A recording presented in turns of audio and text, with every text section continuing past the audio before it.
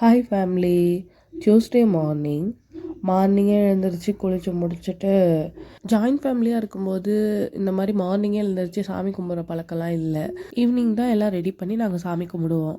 ஆனால் தனியாக வந்ததுக்கப்புறம் என்னமோ தெரியல, ஒரு பயமா இல்லை ஒரு பதட்டமா என்னன்னு தெரியல, எதை பண்ணணுன்னாலும் நம்ம சாமி கும்பிட்டா கொஞ்சம் நல்லா இருக்குமோ, சாமி கும்பிட்டா நம்ம கூடவே இருப்பாங்களோ எல்லாரும் அப்படின்ற ஒரு பயத்தினாலேயே சாமி கும்பிட ஆரம்பிச்சிட்டேன். எனக்கு மட்டும்தான் இப்படி இருக்கா இல்லை எல்லாத்துக்கும் இப்படி இருக்கா? மறக்காமல் கமெண்ட் பண்ணிவிடுங்க. சாமி கும்பிட்டுட்டு இருக்கும்போதே பாப்பாவும் எழுந்திரிச்சதுனால அவளை இடுப்புலேயே வச்சுட்டே வேலை பார்த்துட்டு இருந்தேன். அவளுக்கும் பால் காய்ச்சி வச்சு அவளுக்கு கொடுக்க வச்சுட்டு என்னோட ரொட்டீன்லாம் ஸ்டார்ட் பண்ணிட்டேன். நான் நெல்லிக்காய் ஜூஸ் ஹஸ்பண்டுக்கு போட்டுட்டு அவங்களுக்கு கொடுத்துட்டு ஒரு 1/2 அன் ஹவர் கழித்து தான் டீ வச்சேன். சைட்லேயே தண்ணியும் வச்சதுனால சாப்பாடும் கொதித்த உடனே அதுக்கும் அரிசி போட்டுட்டு இன்றைக்கி சாம்பார் வச்சுட்டு வாழைக்காய் இருந்ததுனால வாழைக்காவையும் உருளைக்கிழங்கையும் போட்டு பொரியல் பண்ணிடலாம் அப்படின்னு சொல்லிட்டு ரெடி பண்ணிகிட்ருக்கேன். ஃபஸ்ட்டு பருப்பு மட்டும் வச்சிடலாம், அதுக்கப்புறம் காய் முருங்கைக்காலாம் இருந்ததுனால அதை போட்டு வச்சா குழஞ்ச மாதிரி ஆகிடும்னு சொல்லிட்டு அதை தனியாக வதக்கலான்னு சொல்லிட்டு ஃபஸ்ட்டு பருப்பு, வெங்காயம், தக்காளி, பச்சை மிளகா, மஞ்சள், ஜீரகம், பெருங்காயத்தூள் எல்லாம் போட்டு தனியாக ஒரு 4-5 விசில் வச்சுப்பேன். சாப்பாடும் வடிஞ்சதுனால சாப்பாடும் வடிச்சிட்டேன்.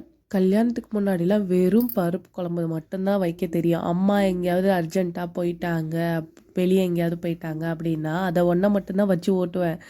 என் தம்பிலாம் கொல்றடி நீ என்ன உன்னோட சாப்பாட்டால் அப்படின்னு சொல்லுவான்.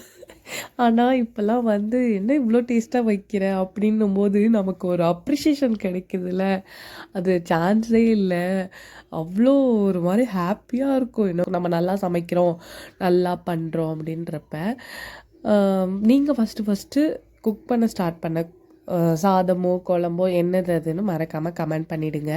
நான் வாழைக்காய் இது எல்லாத்தையும் சேர்த்து போட்டு சிக்கன் மசாலா மட்டும் போட்டு இறக்கிடுவேன். லாஸ்ட்டில் கொஞ்சம் தேங்காய் இல்லைன்னா எங்களுக்கெல்லாம் இறங்காது. அதுதான் இது சாம்பார் பருப்புலாம் இது பண்ண உடனே காயெல்லாம் சேர்த்து வதக்கிட்டு அது கூடவே வடித்த பருப்பையும் மத்து வச்சு கடைஞ்சிட்டு அதையும் போட்டு புளி ஊற்றி இறக்கிடுவேன்.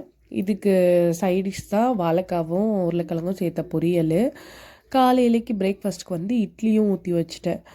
தேங்காய் லாஸ்ட்டில் போட்டு இறக்கி பொரியலும் ரெடி, சாம்பாரும் ரெடி, சாப்பாடும் ரெடி, எல்லாமே ரெடி. அதையும் ஹஸ்பண்டுக்கு பேக் பண்ணி ஹஸ்பண்டையும் ஆஃபீஸ்க்கு அனுப்பிச்சிட்டேன். என்னோட டியூஸ்டே vlog எப்படி இருந்ததுன்னு மறக்காமல் கமெண்ட் பண்ணிவிடுங்க.